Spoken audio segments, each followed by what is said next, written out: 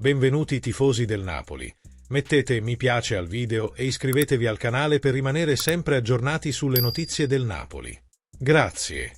Dopo aver indossato la maglia del Galatasaray per 3 stagioni, 136 partite e 25 gol, Dries Mertens ha deciso che è ora di salutare il club di Istanbul a fine stagione e ha parlato degli ultimi sviluppi a GS TV. La stella belga 38enne ha parlato per prima cosa del suo amore per il Galatasaray.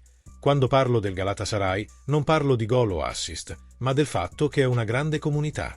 Porterò questo stemma con me ovunque andrò. Consiglierò sicuramente questo club ai giocatori che vorranno scegliere il Galatasaray in futuro. Il giorno del suo trasferimento al Galatasaray nell'estate del 2022 è stato memorabile. Quando ho firmato, Erden Timur mi ha detto che un giorno avremmo potuto vincere la Champions League. In quel momento avrei voluto ridere e dirgli: pensiamo prima a vincere il campionato. Ma lui continuava a dire: vinciamo qualcosa.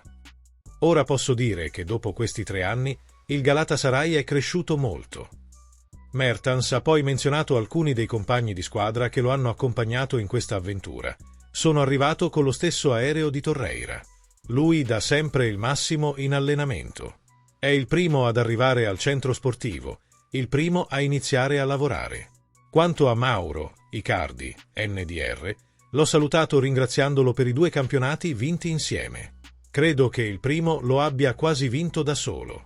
Per il terzo titolo dobbiamo ringraziare anche Osimhen. Senza di lui sarebbe stato molto difficile.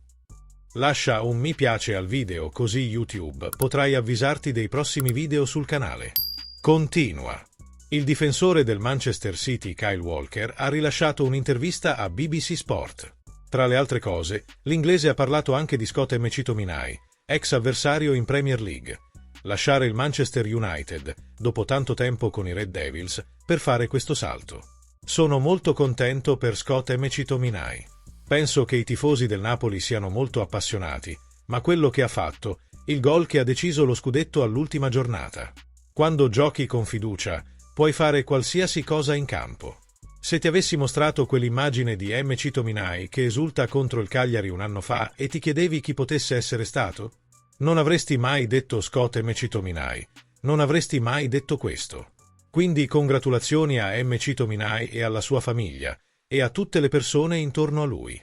Scott, sono molto felice per te. Cosa ne pensi? Tifoso? Metti mi piace al video e iscriviti al canale. Forza Napoli!